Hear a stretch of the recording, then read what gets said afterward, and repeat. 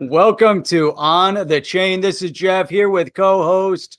Hey, Chip. Look at that. I got you right this time. Chip, What's up? what is happening, man? Guess what? ETH, not a security. Nope. Therefore, XRP, not a security. Hell no. It's really like an if-then statement. If ETH, then XRP. Right. I like that. You like that? That's Based on the pretty sweet. logic, it could be true. It could be true. So we're going to talk about that. There's a lot of things going on, including the UAE experimenting with digital currency. Yeah. We're also going to talk about some other, we're going to go some way back in the vault and look at an old video with a Ripple personality. It's going to be interesting. Let's It's going go. to be great. Let's do it. Welcome to On the Chain. And there you go. We're back, people. Welcome, everybody. Drop the city and the country where you are. Jeff and I do review it all. We'd love to see where people are coming in from. And if you're on the All over the rewatch, world. put it in the comment. Very simple. Very easy. Yeah, and it's incredibly easy, which makes it all very good. But there's again another. I looked at all the stories we had yesterday, Jeff, and we only hit like maybe 25% of them. So let's see if we can That's get through good. it. That's what happens when you go on a tangent. Well, you That know means what? we're packing it. There's a lot of stuff. It's good stuff, man. Good analysis. Plus, we had some really good feedback, Yep. from the OTC family, which I was. Yeah, we've got our Berlin families here with us. Lucas from Berlin. Welcome. Welcome. Good to have you. Welcome to On the Chain. We already did that, Jeff. Thanks. Oh, I know. We've already done that. Let's move on to the next portion of the show. We'll just get busy with the rest of it, and then jump head into the shallow end for maximum impact. That's always a good way to do it. Got to start somewhere, Jeff. It's not reality. It's just like showing the emphasis of smashing your head into the pool. So, which I have done that before, and thank God. I'm not Showing the paralyzed. emphasis. Oh, do that. It sucks. I've done that too. You're like, I can do it. And then you do that little at the bottom, you go, bam, you hit your head at the bottom. Oh, it never feels good. Sounds like a great idea, but it's it never really is. So Sounded like a good idea the first time, but by the time you do it 2 or 3 more times, and you're like, oh, I didn't learn the first time. well, sometimes you get lucky. That's the whole promise of it, But so anyway, look, guys, this video is brought to you by permission.io. Permission, basically, you're out there browsing the web. You see all these ads, and what are they doing? They're basically monetizing off of you. So permission gives you the opportunity to take control of your data. You opt in and say how much data you want to share, and you might want to watch an ad. You might want to watch a video. You get rewarded with the ask token. Get it? Ask token, ask permission. So you can get started at permission.io. Yeah, It's a really good way to earn crypto because you're doing it right now. But unfortunately, the other big tech people are earning off of your back. So you can flip that around. Takes like a minute to register, install the browser plugin. You got which includes your wallet, and you're basically earning crypto, doing the same thing you do every single day. So shout out to Permission. Permission.io. Yeah. By the way, the link's in the chat down below. So let's jump in. So Jeff, there's a lot of stuff going on with this. For example, the whole ecosystem keeps blowing up because who do we get word of today that's like basically investing, has like an open rec for hiring 100 people plus for their organization? None other than Fidelity. And Fidelity was, you remember early days, they were like, yeah, we might get into crypto. We don't know. Oh, don't let it fool you, people. They're so far into it. They're hiring all these people. And if they're hiring all these people, it's great for everybody. It's great for investors because that means that more people, you got the custody thing going on and they've got investors that are coming in. They're gonna be semi-curious. That's right. A big part of it, Chip. A big part of that is that it's the institutional investment coming in, and Fidelity really kind of putting the infrastructure together to really accommodate all the big institutional interests. But it's kind of funny because you bring that up. We've been hearing about the waning interest of the institutions, that they're moving away from crypto. Why would Fidelity continue to invest in that space if that were so? Right. That's a good point, Jeff. But you know, it's almost as if they want to divert your attention for a short period of time. Look over there. Look over there. Look at all that FUD over there. We're not going to get involved in crypto, and behind the scenes they're building in crypto. You That's know, right. they're building an exchange, they're building this, they're that. You know, there's a lot of cool stuff that's coming out. I mean, we'll get to a bunch of stories, but it's absolutely amazing to me. I wanted to play this video. This is of an old personality. Let's just tease it a little bit. But this is an old personality on a TV show. And I want to say this is from, hang on a second. Let me take a little bit of gander here. I believe this goes back to 2013. Wow. Does that sound That was familiar, a long, Jeff? long time ago. Yeah, that's Hey, when before we do that, hey, just I want a quick shout out to XRplosion. You know what? He was hanging Explosion. out. He was actually first in the chat with a good evening. Has to go to bed. He's way over there in Holland, and it's way too late to stay up. So Understood. he's gonna man. check. Listen, He's gonna check it out. So check it out tomorrow, man. Check it out on the replay. So let's jump into this, but I want to get in this personality here. This is none other than Chris Larsen. At the time, he was the CEO of Ripple 2013. This is the same year that the SEC is going back to. My gosh, you know, 9 years ago. Is that 9 years ago? Yeah, 9 years ago. They're going back there and they're saying, hey, you sold an unregistered security. But this is a really interesting, and then I'll give a shout out to the person who actually put this up on Twitter today. But let's listen in. I know you've said in the past that you are doing for money what email did for communication. Do you think this is really going to take off to that extent? You know, we do. When we look at the world, you see a world completely connected on an information web. And that's terrific. That makes things tremendously efficient. But what we don't have is the sense of a value web. Payments, the exchange of value is still pre-internet based on 40-year-old technology. And so that's very expensive. That really slows e-commerce. Lots of parts of the world don't have the ability to make payments. So this new technology that really is a second gen of Bitcoin enables now value to be exchanged in the same way that information is currently exchanged. So you see that? Nice. Yeah, I love how he comes right out of the box saying it's Bitcoin 2.0. Like, you know, we built a better crypto here. You know, it's the evolutionary thing. I like that. You know, you've got the email of money. Make it easy, make it streamlined. It's amazing. You think about how at the you know, the turn of the century, we kind of had a lot of this newer internet technology popping up. They're experimenting with video chat. You remember what was that? You know, and then they experiment. Obviously, email had been around for a while, but then they're all, you know, everything was in its infancy, in its development, and yet money, you know, they really didn't think about, hey, maybe there's a better way of doing this, more streamlined. And look at this. So 13 years on, and here he's, you know, talking about the payments and making it better. And they're still talking about how we're operating, you know, from 40 years ago. And fast forward another 8 years, and we're kind of still in the same position. But we're seeing the glimpse. We're starting to experience it. The institutions are experiencing it. The governments, everyone's looking and saying, hey, we want a piece of this. Hence, I think the rise of the CBDCs. What are your thoughts on that? Well, look at how far we've come, Jeff. I mean, in 2013, in 2021, you wouldn't say it's like email. You wouldn't even make that comparison. But crypto is so new. You needed something to compare it to. And let's listen in on what else he has to say. And that's a big deal, we think. But do you think, Chris, that people are actually going to be comfortable using a kind of virtual currency? I should ask you, too, how is what you've produced on the coin side, on the digital currency side, different from what Bitcoin's already doing? Wow, So good question. what Bitcoin set out to do is really build a new currency that had no central bank. So in a way, Bitcoin is sort of a way of storing value.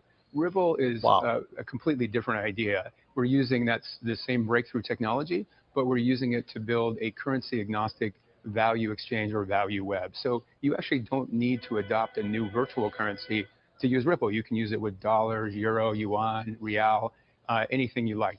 We have a math-based currency built into Ripple that is like Bitcoin, but it really functions as an enabler. So we think most people will use Ripple using their existing things of value like dollars or euro or yen.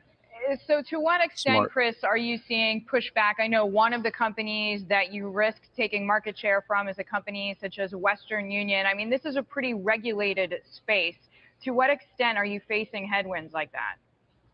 So you're absolutely right. I mean, you know, law enforcement regulators are right to be concerned about any new technology, but we worked a lot with law enforcement. We were just in DC this week, for example. We work with Promontory Financial. Look at that. We think that regulators will, if you can express the potential of these to really help business and commerce, and at the same time show that they're actually more transparent systems for catching the bad guys and eliminating bad things that can happen with financial systems, we think that's a win-win. And we think that that is the case with these new exciting technologies. Wow, check I that know out, you've done Chip. some Pause that for a successful minute. I mean, think about the things that he said to go back and dissect this. I mean, it's 8 years ago, you know, he's already referencing Bitcoin as a store of value, still relatively new out of the gate. Ripple putting their program together, XRP, still relatively new out of the gate, building the internet of value. Really being agnostic, that it's not just about the digital asset, it's about all the currencies, being able to connect everything. They had that great, you know, real, you know, nice modern infographic that we saw representing That was like from like the 1980s or something. My God, where did they pull that out of? I was like, what the hell is I that? thought, you know, Pac-Man was a little more advanced than that infographic, but man, you think about all the things that he was just saying, you know, right up until, you know, this last moment. And this is 8 years ago. This isn't being interviewed right now. You know, 8 years ago, already kind of predicting the direction things were developing in, the distinction between XRP and Bitcoin, their project and other payment projects. I think it's outstanding because this gives you a glimpse into what their thoughts were. And here now we see what their vision was. Yeah, it's all about vision, Jeff. It's like they had a vision from day one. You know, when did you start hearing about Bitcoin's a store of value? And the last couple of years, like Bitcoin is a store of value. But I want to go back to the roots because 2013, they're a brand new company. And she says, well, your biggest competitor, Western Union. I almost fell off my chair. I was like, what? Oh, that's Western Union? It's like, no. Bless your heart. No, it's not Western Union. But Western Union, how about Swift? How about all the money? But you got to like ease into these type of interviews. You can't say I'm going to take over the world. You know, that's right. In one interview, it's like Chris is like got the poker face. He's going to give you the straight facts. Yeah. He's not going to come out saying, "Oh, we want to rule the world, there, darling." So you know, he's not going to say that. But yeah, no, I like how she brought that up. But he references regulation. Hey, you know, Lucas, right off the bat. And look at, and he's in Washington, Chip. They were in Washington going through regulation. Regulators talking to people. 2013. By the way, big shout out to Lucas. He says, I'm grateful for you guys doing this channel. Please visit me in Berlin or Singapore. Well, Jeff and I will probably go to Berlin, and you'll be in Singapore. We'll fly to Singapore, and you'll probably be in Berlin. So we'll definitely have to coordinate. We'll have to coordinate it somehow, right? And so you know, that's some or both. Yeah, or both in Berlin and Singapore. Or both. And you know, Jeff, I want to try out this brand new thing we got here, which is called the Boom. Thank you for your support. We really appreciate it. And I think we're going to try out the wow button. You ready for the wow button, Jeff? Yep. Let's see that. Let's see the wow button. Oh, wow. Yeah, it's the I like the sound effect. Oh, that was me. Really? I'll make a different one every time. It was just me. Just anyway, let's get back to this. Enough tomfoolery here, but let's listen in because this is a fantastic interview. And then I will shout out the person that posted this and dug this one up out of the archives a little bit later. Fundraising, Andreessen Horowitz is just one of your more famous backers. What are you doing with the money? Yeah, so we're using the money for Ripple Labs to really build a incredible team of software developers, cryptographers, security experts, and business development folks that can bring on banks and remittance companies and really mainstream financial companies. But it's important to note, so we're about 28 people now in San Francisco and growing rapidly. Important to note, though, that Ripple Labs is really the company that is building the software and developing it. Ripple Protocol is a completely open source system. It's a public good. Anybody can use that. We don't control, we don't own it. So they're kind of two different roles, kind of like a Red Hat to Linux is a good analogy for Ripple Labs. Ripple. Yeah, Chris, before we let you go, some people have critiques of the lack of friendliness or the lack of ease in using the site. Is that something that A, you agree with, and B, if so, that you're seeking to remedy? Yeah, so we've been focusing to date on really building the network, building the fundamental architecture to make it easier for other developers to build on top of Ripple. Ripple is really like the pipes and the foundation. At the same time now, we are also bringing on product people to make consumer direct products easier to use. So we're really working on both those as an SDK for developers, as well as a direct-to-consumer applications. Nice. And there you have it, Jeff. Boom. That is solid. How do you like when she says, you had some famous backers, Andreessen Horowitz. What do you want to do with the money? Famous. What are you going to do with the money? Dude, you know who else is really famous? What's that? Wie einst Lily Marlin. Wie einst Lily Marlin. Sir John. Sir John. If you guys really wonder who that famous. is, that's Sir John. Sir John is in the chat. And let me find one of his chatties there. Let me see. I'm trying to find one of the Sir John. There you go. Ah, that's him. So that's Sir John Volkanek. But that's him. That's why people are like, well, why do you keep playing this guy all the time? That's Sir John, man. DC family. That's what it is. But I love when she says, hey, so who exactly, what are you gonna do with the money? And he's like, he rips it all off. He's like, we're gonna do this, biz dev, developers, and I felt like he was gonna say, any more questions? It's like he totally nailed it. I mean, it's a pretty solid interview for 2013. And the fact that, Chris is actually pretty good on camera. He doesn't have that bigger than life sort of Brad Garlinghouse. He's Brad Garlinghouse a personality, but as far as a guy that knows what he's talking about, you're not going to catch Larsen off guard. You're not going to be like throw him like a curveball. Like, so what are you doing with the money and your site's unfriendly? What are you going to do about it? So yeah, that guy's got a great history though. So back in 2006, he co-founded Prosper. I don't know if you ever got into Prosper. It launched in 06. I was investing on Prosper. I still invest on Prosper.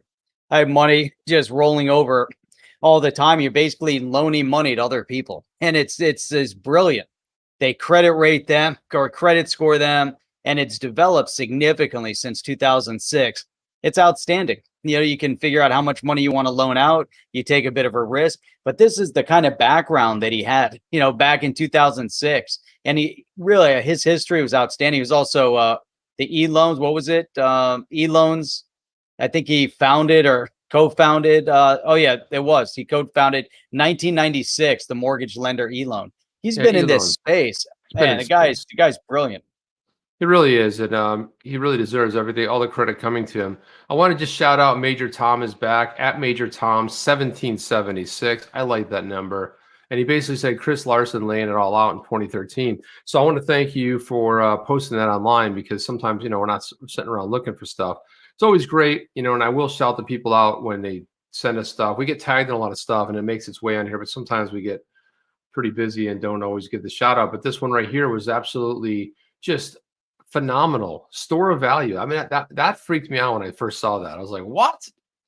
He's like, and it's really like a currency. It's not really made for, it doesn't have, he kind of called out the fact that it didn't have the utility back then. And he kind of mentions that in the beginning of the interview when he talks about, that XRP, Ripple at the time is Bitcoin 2.0.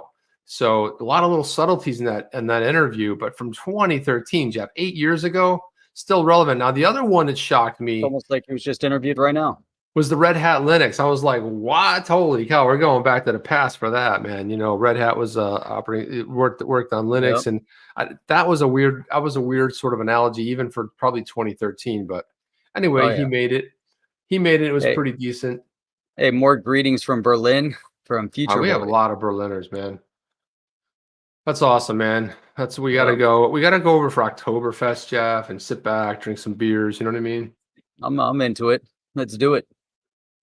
I was there. I was in Dusseldorf in it was probably November-ish, and they had the Mardi Gras in Dusseldorf. It was but really that's a lot cool. of fun. That was pretty cool. Didn't expect it. Then they have the Christmas markets over there. Those are really cool.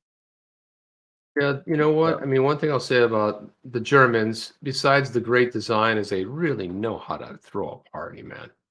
They really, Good beer too. they're good beer. I mean, man, it's just And just you get to fantastic. drive real fast. I mean, Well, that's can't true go wrong too. with that. Not only the cars, everything, man. Good stuff. It's good Oh, stuff. yeah. So let's why don't we stay with the Ripple theme here, because this was something pretty interesting as well. We had Ashish Burla. He appeared on what show was he on? He was on CoinDesk, and they did a long interview with him. But I want to just pull out this one little clip that he had. Let's see if we can grab it here. It's just a short clip. There's a lot more interesting stuff going on there, but this was just a short little clip. And let's just talk about it. It's really short. I think it's like 24 seconds, but let's go. We welcome thoughtful, proper regulation, and I think that's been missing. So, I'm excited to see what comes out. I'm confident in our governing body that they will come out with the right kind of regulation that not only protects consumers but also enables companies like Ripple, Coinbase, Circle, and others continue to innovate in this space. There you go. What are your thoughts about that?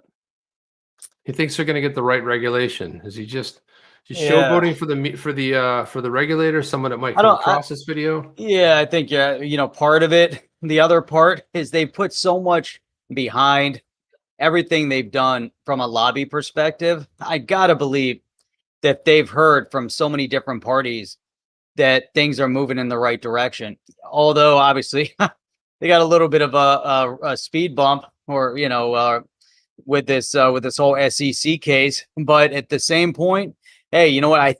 He seemed like he was super confident. So regardless of what was going on, he seemed like he was confident, or maybe just overly hopeful. Yeah, but I think you're right though. They're not panicking. And a matter of fact, I mean, we talked about it last week when we went through all the open recs for opportunities all over the world. I mean, there were a bunch of them in San Francisco, but basically at every one of their major hubs, Singapore, it was all over the world. And the thing about it is they're not slowing down, and you can't stop them.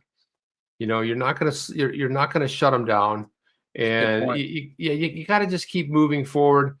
Kind of keep it in the same vein, I want to bring up this story here because there was a lot of excitement. I think it was like Thursday or Friday where someone got a hold of, I think it might have been even Flare, but on the Flare scene, people have been talking about, what about my ledger? I've got a ledger. I was able to go ahead and set it up to receive the drop, the Flare drop, Spark token when it drops. But what am I going to do? How do I use it? Do I have to move it off? So basically, Ledger came out with a tweet today, and they basically said this. They had to sort of backtrack a little bit. It's sort of, sometimes news gets let a little bit early, and sometimes there's just a blunder. In this case here, you have a little tweet storm here by Ledger support. They said, "Hello, Flare community. Last Friday, we accidentally released the Flare app a bit too early as the Flare mainnet hasn't launched yet. Sorry about that. Rest assured that the Flare mainnet and a Ledger Flare app are coming out soon," which is great news for people who are using Ledger and to a cold storage wallet and don't have to move it someplace else. And so we decided to remove the app from the Ledger Live Manager until then, since it's essentially unusable until the mainnet gets released. You can read more about it over here. They jumped the gun a little bit. What do they know? A little bit. They thought it was released. Well, what happened was they thought it was released too. I mean, like they said June, July. What the hell? Let's get our app out there. Oops, it's not ready yet. Okay, understand. So or maybe they just mixed up the dates, and it's supposed to be the 21st, and they saw the 12th, and they're like 21st, 12, and they launched it. Yeah, and Toho Labs did it, which is a really great, dev house. They do some really good stuff. Really got good. This, yeah. So it's not going to be. If they told me they develop it, I'd be like, I don't know, a little weird about it. So Toho Labs, I'm in for that.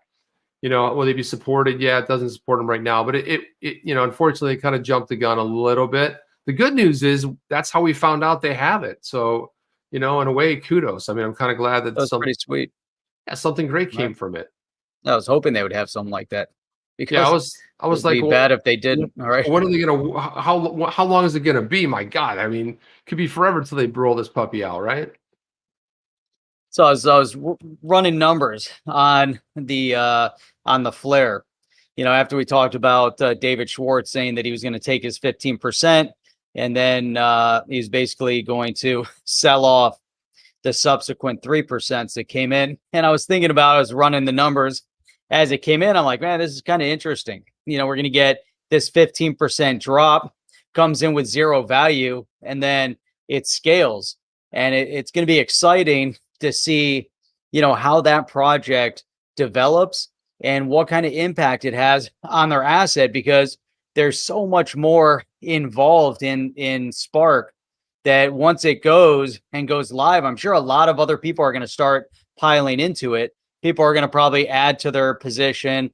People that missed out on the drop are going to add to their position and get a new position. But then as you start rolling out the staking and all the other elements of that protocol, man, as we've seen some of the others like Polkadot and I don't know, there's a whole bunch of them, but whatever they are, we've seen how they've kind of gone through, a similar process. But Jeff, this is going to be so different. It really is, utilizing and setting up the smart contracts. I want to see how they orchestrate all that. Yeah, I mean, everyone's everyone's wondering, how's it going to work? I'm like, you almost have to sort of wait until we exactly see how it's going to go. I mean, how do we know exactly what it's going to be right now, right? Nobody knows. Yep. And it's like, just like anything, it's like, there's a lot of great people out there talking and informing us. There's Mickey B. Fresh, and there's Flare Community, two excellent YouTubers, if you guys want to follow some of the process and what's going on there. But I think if we take a look at it from that aspect, there's, I like to slow the roll, slow your horses. That used to be the thing my grandma used to say to me. She's like, slow your horses. I'm like, Grandma, I don't have any horses, I'm like, so I was like, that was like a saying she probably picked up from her grandmother, and they still say it. And you're like, well, why do you say it? Nobody knows. Nobody knows why you would actually say something like that. It's just something that you do. That's funny that my grandmother was always, well, not always. We were in traffic one time trying to cross this major freeway. I was driving and I wasn't going. She kept saying, go, go, go. I'm like, what? I can't. There's traffic coming. And she said, you just got to go while the getting's good. And I'm like, there you go. That's advice. That's advice to live your life by. Yeah, that was the one. Yeah, that was a sort of an old time type of saying as well. Yeah, I remember that one. It was get while the getting's good. Well, right. What if the getting's not good and there's a semi coming and it's gonna T-bone me? I mean, that kind of stuff just happens. Life is short. You gotta take risks. You gotta get while the getting's good. Well, that's what crypto is. I had a conversation with a buddy of mine via chat, and I told him, I basically said, like, I get you don't like crypto and everything. I said, but look, let me open you up to some DeFi possibilities. What if the money you have sitting in that bank rotting away, losing money every day? What if that money went to work for you every day and it worked 24/7 and started earning for you? And at the end of the whole, I was like pinging him. He goes, okay, we got to carve out some time to talk. It was like, okay, now that part I get. The whole idea about buying and maybe, the whole idea of stock. You buy a stock and you hope it goes up and then you sell it and you got fiat currency. The DeFi space is basically destroying the banks. And there was one of the big Thailand banks, he's saying, look, we've got to take a look at this seriously because this is going to eliminate us. If we don't get into it, and that's something good that you can actually recognize. And I wanted to throw this up here because, Jeff, this is exactly what you're talking about when you were talking about David Schwartz. He'd probably spend a bunch of it, right? I saw this tweet not too long ago, but Crypto Eddie said, cryptocurrency is the new tool to build wealth on a DeFi platform. Look at Fidelity News today. The 100 people to be added is mostly to build out new DeFi products. Look at PolySign, DeFi Focus. DeFi tokens are leaving many behind. Sell my Flare? No way. Use my Flare? Hell yeah. And she was basically talking about, commenting on this Flare Finance, says we want your ass to be supported on the Flare Finance in the future. Eventually, there'll be so many tokens on Flare Finance that network's going to be humming, and you're going to not have all the deals, the problems you have with other DeFi networks, which can be somewhat of a hassle. So also there was another Ashish Burla that I wanted to play here. Let me open this video. Yep, I clicked the wrong button here. Why are you doing that? Space XRP said, what if a bank, not your bank, but a bank comes to you and they give you 10% off your money to use and get candy with a value back of 30%? You can trade it in for such and such. Hell no. Say what? You lost me at candy. I got lost somewhere. Kind of candy you want to get? Yeah, and also I want to also credit Crypto Eddie for this next video here that we're gonna play. But it's the thing was the whole Ashish Burla one's really long, and it's in a format that we can't really save or chop up. And they put it in their own format and embed it on a web page. You're like, oh, come on, people. So some people have just, snagged some clips from it. To call it, so it's kind of an amazing chart. You can see XRPs all the way on top there. This is a 2-2 chart, which is even more striking considering, that the uncertainty around the SEC. So yeah, I'm just curious what you would attribute this to. Mm-hmm. I'll go back to, if I think anyone that's been in the space for a long time, and I've been building products for a long time, the thing that I focus on is delivering customer value. And if you're looking at the price day to day or even week to week, I think you're getting distracted. So I don't look at, price of XRP, of Bitcoin or Ethereum on a daily basis. I really look at the innovation that's happening in this space. And, if there continues to be strong innovation, I think adoption and liquidity will follow in the relevant cryptocurrencies and digital assets. But I think it's really easy to get distracted by the price. And again, if you're in it for the long term, this is a 20-year ecosystem that needs to be built. We're only 8 to 10 years in here, still really early innings from my. Nice. 20-year ecosystem, man. It's a 20-year ecosystem. We're 8 to 10 years in, which is infancy, man. You know how they always measure stuff in dog years? We got to come up with some methodology for crypto years. Like 8 years is worth like a year and a half to a human. You're crawling around maybe, eating some of that nasty baby food. God, it's horrible.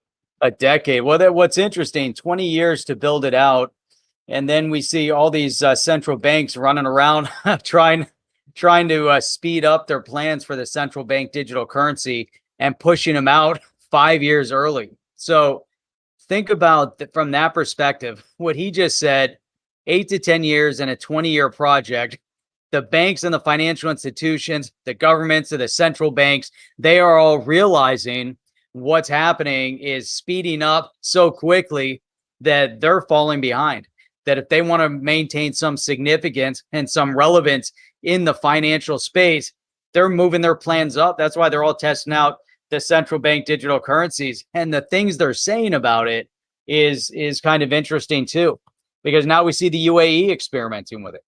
Obviously, we already have the digital yuan.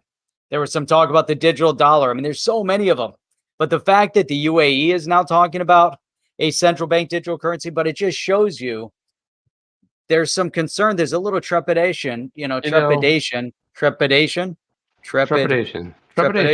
That's it. It didn't sound right. Trepidation. But you know what I did, Jeff? I woke up this morning. I said, you know what we're missing? More centralization. No, man. I woke up and said decentralization. We don't need more centralization. This is what happens when the knuckleheads, that operate the central banks go like, we got to get this. We got to one up these cryptos. We're going to come up with a centralized coin, and it's going to be run by us and controlled by us, and everything's going to happen with us. I'm like, no, it's not. No, and it's not. Did they say it just like that? No, they didn't. That was just the voice I launched into. It's like, I'm going to get one up on you. Then we'll find out what you're really made of. Yeah, sassafras. You know what I mean? So it happens, man. Yeah, I would love to be in on that meeting. Yeah, that's I think the central bank over in the central bank over there in Berlin. I'm sure they're talking just like that. No, that's probably like central bank out of Alabama, maybe. I don't know. Texas or something. Yeah, something like that. But look at this. This is kind of what we were. That's New York voice. That's not my New York voice. I got to get into character to do that one. But I get angry when I do that voice because that's what happens. Become an angry New Yorker. It's not good. So let's go over this one right here.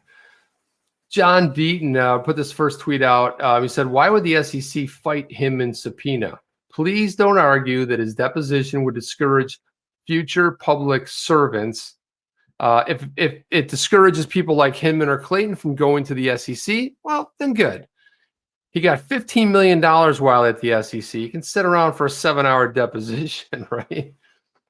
So then what he did was he sort of like piggybacked on this, and he said, here's 3 questions. And we'll go through them one by one. Jeff, I want to get your take on them. He says, what's that? Oh, good. No, good. He says, since your personal opinion is not considered as an official SEC statement when you publicly declare that today's ETH is not a security, question 1, why would you give ETH such clarity? Jeff? Why? Thoughts on that? Why? Stumped you, man. Well, yeah, it's so, and it's funny because it's not I think the one thing that we're seeing here is that it's exactly what it is.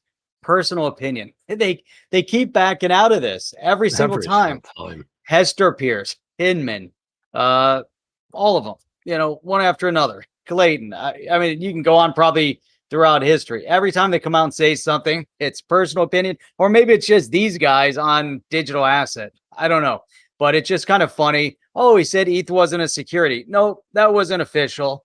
Oh, Bitcoin's not a security. No, he was at a conference and he was just speaking, and no, that's not his opinion, or that's not official. Yeah, and he was also reading a speech that was vetted by all the attorneys and other people inside there to make sure, okay, this is fine. Number 2, he says, why did you meet with the Ethereum Alliance? That's an interesting question. Why did he meet with the Ethereum Alliance?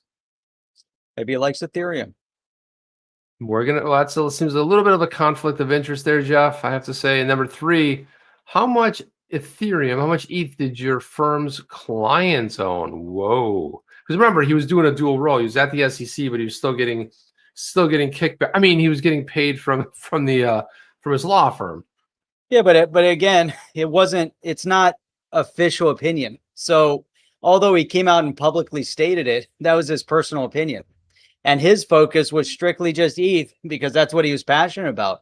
I mean, what if he was passionate about XRP and he came out and said, XRP is not a security, and then ETH is being dragged in front of the SEC? The ETH people are going to be just as upset because his thing was XRP. His thing was ETH. It's not even Bitcoin. He's not into Bitcoin. He likes ETH for whatever reason. And then Clayton, I think, was, coming out and was talking about Bitcoin. Hester Pierce talks about the space in XRP. So, but in any of those scenarios, none of them are in the official capacity. That's what I see out of all these questions, that's what they're going to hide behind, and so if we don't get clarity coming out of this, they're going to they could go after Bitcoin or Ethereum tomorrow, say, hey, you know what? It's not really not a security because that wasn't official. We can try to make it official, but here's what's going to happen to do so. So, yeah. I don't know. What are your thoughts? Yeah, I mean, the thing is that when he started that speech, he said, this is my personal opinions. But again, you don't get invited to a conference for your personal opinions. You get invited because who's inviting him to conferences now? They can get his personal opinion all day long. But he's not with the SEC, right. So no one gives a rat's behind, It's like, I don't see Hinman showing up at all these virtual conferences, do you? Oh, they're curious because, and the same with Hester Pierce. Now, ex-crypto mom, we'll call her X because we've taken that away from her because she's not really done much for us lately in a couple of years, but she's the enforcer as part of the game of coins. There you go. And she is now known as the enforcer. Right? She's an enforcer. Well, she's known as the one that does the interviews that taunt us with the giant SEC logo on the back. I'm okay if it's like in the corner somewhere, but that giant, Well, let me get into another question here, Jeff. What do you think happened when a bunch of countries tried to ban Bitcoin and crypto together? What do you think happened to them? Oh, this is my favorite part. Bad things happen. Bad things will happen, Chip. Why, Jeff? Why will bad things happen? Why not? That's just how it is. If you're going to ban crypto and you're going to ban Bitcoin, bad things are going to happen to you. Yeah, they are. That's just what happens. I mean, come on, the whole world has spoken. right? The world has said, they've stood up and they've taken a stance and said, hey, you know what? Digital assets are here. We like DeFi. We like decentralized finance. For the first time in who knows how long, in a millennia, people are taking back the power to the people of making money and being able to leverage their assets. And it's not just for certain financial groups that can somehow manipulate and continue to make that money and somehow keep it away from the average person. But even more than that, this is the opportunity for the average person to educate themselves in the way of finances. Many people don't get into it because they're not even educated to take that first step. And they're afraid to take that first step. People are seeing it build up from the bottom and they're taking that first step into it. That's what's exciting. And that's possibly what they're missing the boat on. Look at this. Well, there you go. The first one, is that Turkey? That's Turkey. Crypto usage increased 1,000%. 1,000%, Jeff. From 0.7%. They're like, no one's paying attention to it. It's banned. What? It's a great way to wake up people. Maybe they should do that in the US and some other places. It's only 1,000% increase. So 7.7%. It's 7.7. What a great number, by the way. In the last year. And then Nigeria had the biggest Bitcoin peer-to-peer trading volume in Africa. All of Africa. Nigeria is this big. All of Africa had the biggest peer-to-peer. And I know this one's China. Which one is this one here, Jeff? That third one is India. India. Crypto investments increased from 923 million to 6.6 billion with a B, Jeff. A little bit. That's a little bit of money right there. A little bit of money. That's a little jack right there. You know what I mean? 923 million. That's in 1 year. You know, and then, I mean, so they're going to probably dwarf that. But you know what? We're going to ban it, or at least the conversation of talking about it. And finally, you got China, miners and companies are relocating and moving places that welcome Bitcoin, which, you know, we know that they've moved up. Man, some of these things tore down and set up like in 2-3 days. They're back in business. Oh, it's amazing. So one of the things here, Chip, someone pointed out, said, I just wanted to amend the info. And he says here, Turkey has not banned crypto. We are keeping trading, or we're still trading. We just cannot use crypto with shopping due to it not being regulated. So they can still buy crypto. They can't transact with crypto over in Turkey. But I believe that, you know, people are, you know, really running to the hills here, but we're seeing it all over. It's not just there. I like seeing, you know, what about the adoption or the movement of the people to a more stable asset than their own currency, like in Lebanon or in Syria, or we talk about Venezuela, or, you know, so many of the other countries around the world that have moved to adopt Bitcoin or something similar, or at least adopted to put their money there because they can't rely on their own regional currency. I think that's a big thing, regardless of what's happening, regardless of India banned it or not. People are still moving money in over there. People are very smart. They're going to figure out how to do it. They absolutely are incredibly smart. You know, and one of the things that I love about crypto Twitter, especially in the XRP community, is that, you know, unlike other communities, there's a lot of research that happens, and you know that was evident of BitBoy. A couple things got tweeted, which I'll jump into. I mean, just Google it. Spend 20 minutes, man. Just, you know, it's not hard to find. I mean, I know there's really nothing to look for on the Bitcoin side. It's just like, isn't BitBoy like, you know, 60, 50? Isn't he? I don't know how old he is, but he's way older than a boy. BitBoy. Yeah. Now, if he started streaming when he was like around 17 or 8, you know, I don't know, he'd be like BitBoy. But yeah, man, he looks, 40. I don't know, potentially could be older than us, Jeff. I don't know. I really don't know how old he is, but I think you've outgrown. But I think he goes by Ben Armstrong now because he was on London Real. But somebody put this out there, and I thought this was just fantastic. I totally forgot about this. This was a video that was put out, I believe, by Ripple in 2019 from Swell. I forgot about it. I remember seeing it, but this is the many faces of who? David Schwartz. Oh, I remember this. I remember this. Remember, Jeff? He's sitting down reading. He's reading a book. Yep. He's back there looking at his phone. He's having a conversation with somebody. This is my favorite one right here, where he's sitting there drinking some tea, having a real deep conversation with himself. And then look, he kind of comes off nowhere in the back. And then there's the headless version, which is, I thought was, to be honest, Jeff, was a little bit too morbid to be shown. But yeah. Oh, the whole thing was brilliant. Really where funny. he's kicked back and he just, and the funny thing is you keep watching it, and you just pick out maybe something new, because he's back there in the corner. He's like talking to somebody that's been held hostage behind that couch. He's like, yeah, you want something? I was like, who's he talking to? Or is he looking at his phone? You really don't know what he's looking at, but it put a little time into it. He sneaks out the back. The headless one is just, I don't know what's going on. He's talking to himself and he lost his head. Somehow I think there's some weird subliminal messages in this. And then it just loops. Yeah, it's amazing. Right. It's really cool. But that was something I thought we should play, because I haven't seen it in so long, and maybe you haven't seen that before, but it was a really, it was a lot of fun. Cool. And hey, so check this out, Chip. Jamie said, hey, Chip and Jeff, what's up? Driving through the heart of Silicon Valley in Menlo Park, waiting for XRP to release and become free and take off like Sir Richard Branson into space, baby. Wait a minute. Put that back up. I want to correct that statement. Put it back up, Jeff. You can find it. No, now I got to find it again. I think it's, I don't know where it is. There it is. Okay, let's clarify this, okay? He didn't get into space. He got to the edge. The edge of space. That's right. He wasn't in space. He didn't quite make it. Yeah, he wasn't there. He didn't quite make it, and this is something that Bezos, by the way, did you know that there's a petition signed by 150,000 people to not let Jeff Bezos come back to Earth? Like, not allow him to come back to Earth. Oh, I love it. Yeah, it's like 120,000 people already. I don't know. I thought it was like 150 by now. I don't know, but it's just like, that's incredible. So that's what. So it's funny because he clarified that he's like, the billionaires are racing to space. He goes, no, I'm going into space. And then but his rocket, I don't know, Jeff. I can't get over the design of it. It just looks like something that, I don't know. It's just, it's cool.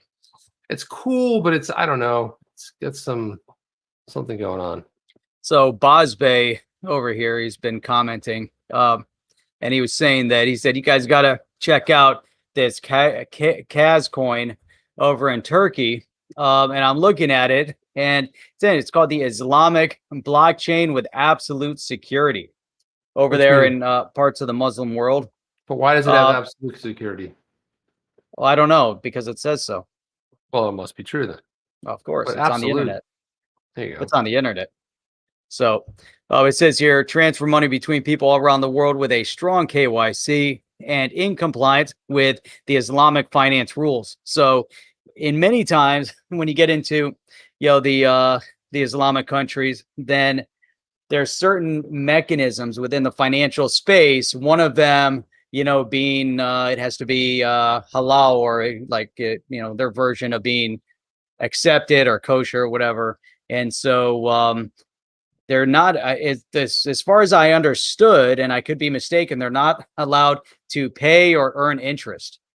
And there's a workaround with that. So I'm looking here, and it says, and maybe someone on here would correct that, I don't know, but it says here, earn more money with K's or Coscoin liquidity, become a liquidity provider on Uniswap by adding K's coin, Coscoin, ETH, or ETH, then trade, and you have the pools and all of that stuff. So I don't know, just something that Bosbay brought up. Thought it was interesting to share. I don't know. Yeah, I mean, check it out. It's funny. It's funny. I would have gone with one pronunciation or the other, but you said the whole thing through with K's coin, Coscoin, K's coin, Coscoin, K's coin, Coscoin.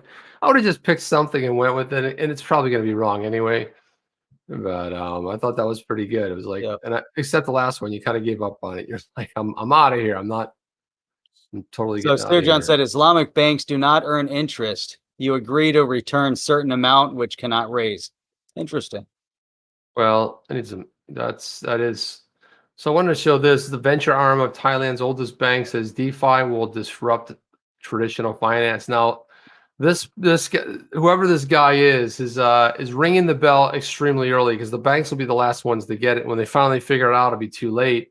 He says, I think traditional financial companies like us, don't want to be out of a job, should actively explore, invest, and adopt DeFi, said SCBs, 10Xs, Mukaya type punch. And he goes on to say, there you go. That's basically what's going down there. So Is that it? yeah, well, Is that a real Siam. building? No, I don't know if that's real or not. I don't know if that's just. Is that a blockchain building? Looks like a blockchain building. Looks That's cool as really hell. cool. That'd be sweet. Somebody should build a blockchain building. So Siam Commercial Bank, is a Ripple partner, I believe, said it's preparing for the potential decentralized finance upends traditional banking. And this is what we've been saying all along, is the fact that all of the back end, back room, back deals that all these banks between them get to do and borrow and earn very cheap.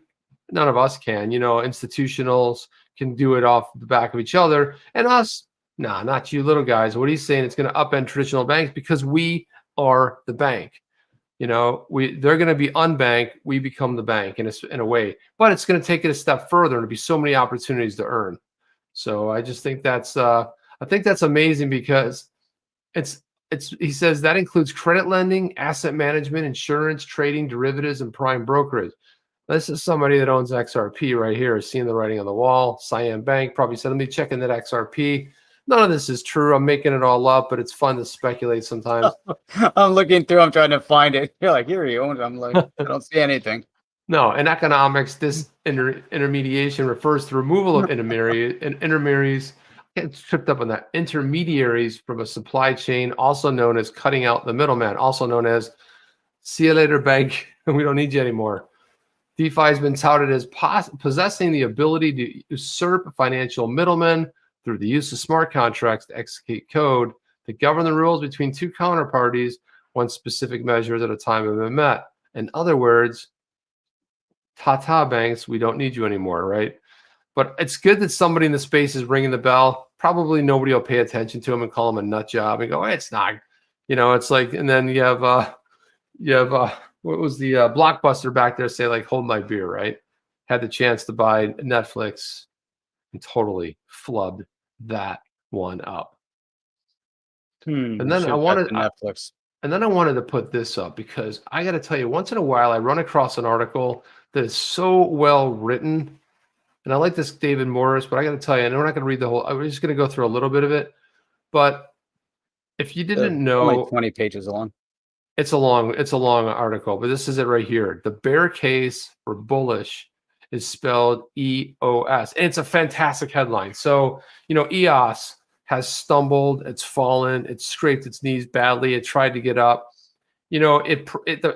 Initially they said we are going to be the Ethereum killer. I think they came out in 2016 or so. They're going to be, and they've just failed to make any traction. I think they only have one DApp running at the time right now. And bullish is got some major players behind it, Jeff. Let me pull up this other article here, but bullish is like, here, let's see if I can find it here. But bullish is this new platform it's going to launch through a SPAC, which is, what is that? Specialized something. Special something. See if I can find it. Man, there's a lot of SPACs going on. There's another one. Going on. There's another new one. The SPAC crypto. Which one was getting ready to launch a SPAC? Oh, the Circle. Circle's one of them. So the bullish is a new exchange. Is the exchange? It's proposed crypto exchange, $9 billion, Jeff. A SPAC debut. Nice. Its design could benefit the founders at the expense of users. So right here, David Morris writes a really fantastic article. He talks about Block.one and investors, including Peter Thiel, announced they're going to take this exchange bullish public. Listing will take a special purpose acquisition company. That's what SPAC is. You basically are bypassing a normal sort of an SEC traditional. There's no IPO essentially. There's no IPO. That's what it is. And he is the CoinDesk Chief Insights columnist. But I read this article, and you don't read many that really sort of, kind of really make a lot of sense. There's a lot of thought-provoking stuff in here. So he talks about Block.one and the fact that they failed miserably over the years. And then out of nowhere, He says, here's the history. Yeah, 2016 was a launch pad for EOS, an Ethereum killer, raised 4.1 billion in an initial coin offering. This is another reason I wanted to bring this up. $4.1 billion, right? Like many ICOs, it was later deemed an unregistered security offering by who? The SEC. And you know how much they paid, Jeff? 0.6%. They raised $4 billion. They got a 24 million fine.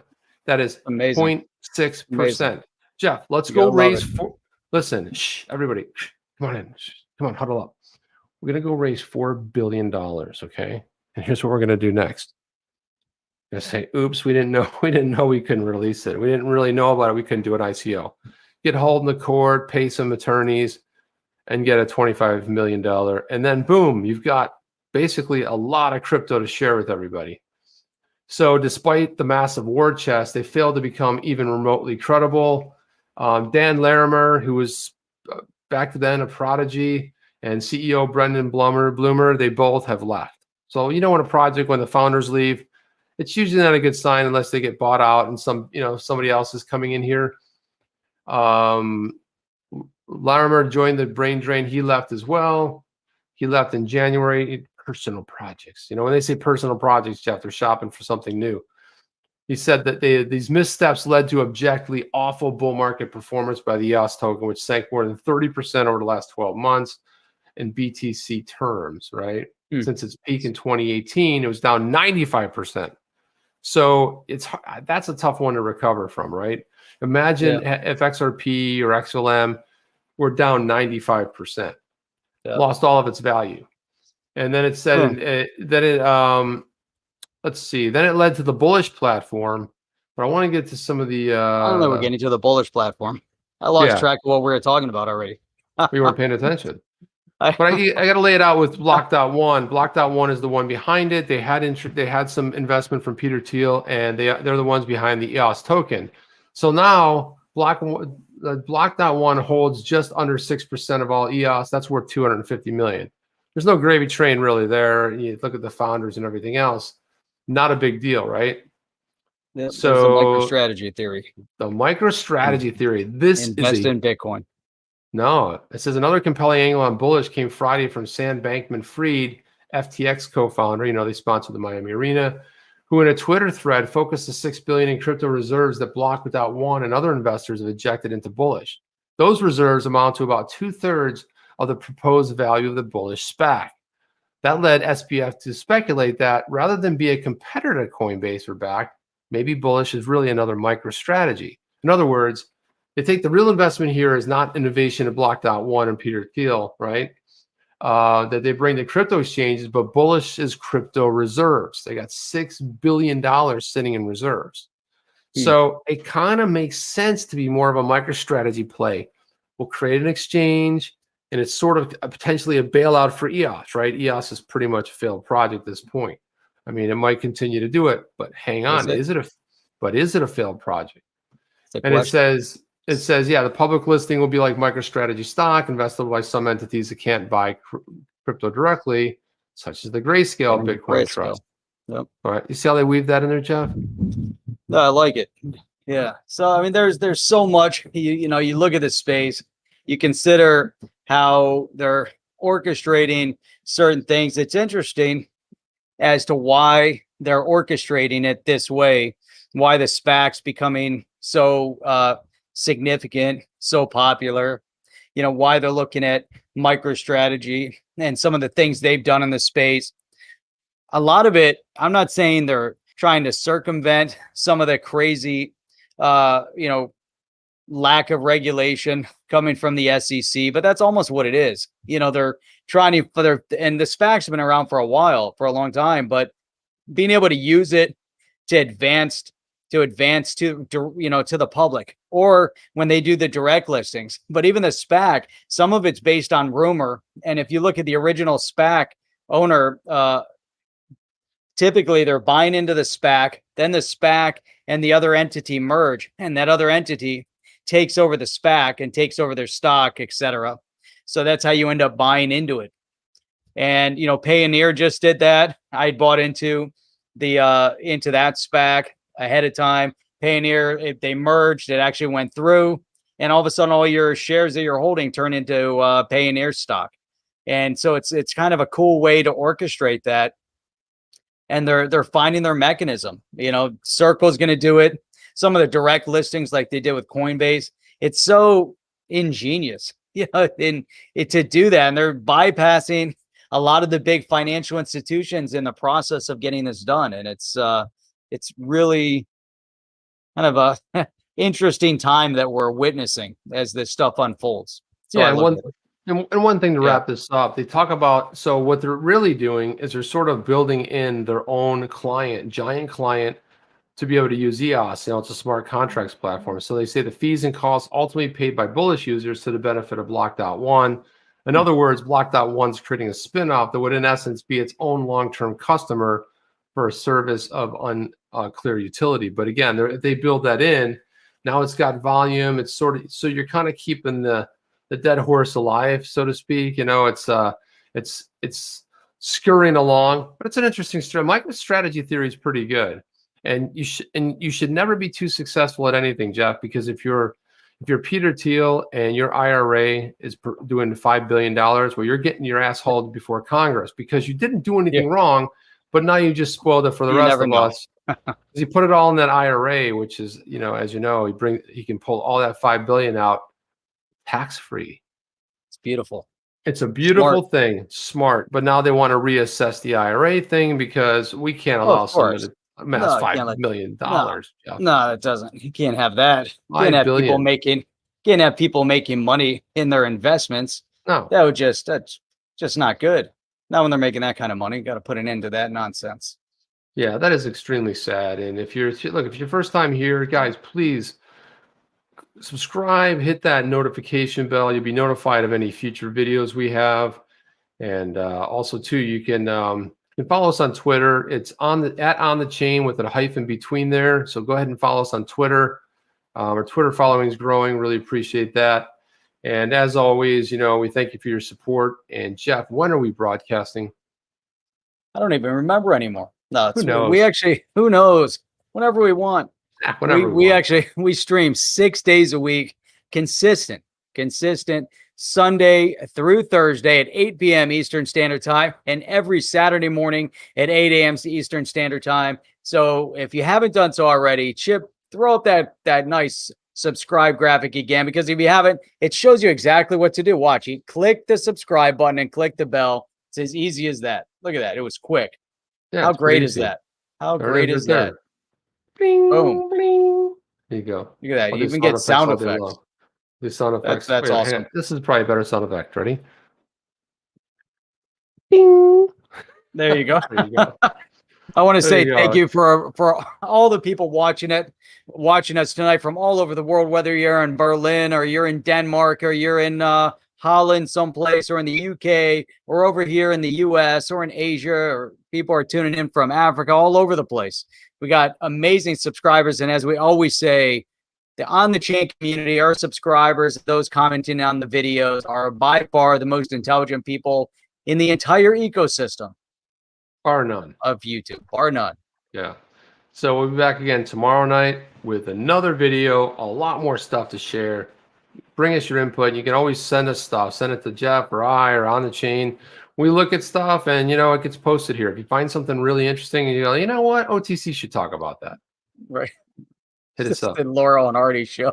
Laurel and Hardy, man. Jeez, that's going back. Can you at least modernize that a century or so? I mean, Laurel and Hardy. Yeah, see, Jeff. I'll put you in a headlock. Yeah. Lawrence over in the Philippines. In the house. Nice. Got people from all over. Appreciate all you guys. I love Filipino food, by the way, Jeff. Oh man, Filipino food's great. I know no Tagalog though. I can't help you in that category, but Filipino food. I should. I don't. But amazing. Yeah, it's awesome. What do you think, Chip? We'll come back tomorrow.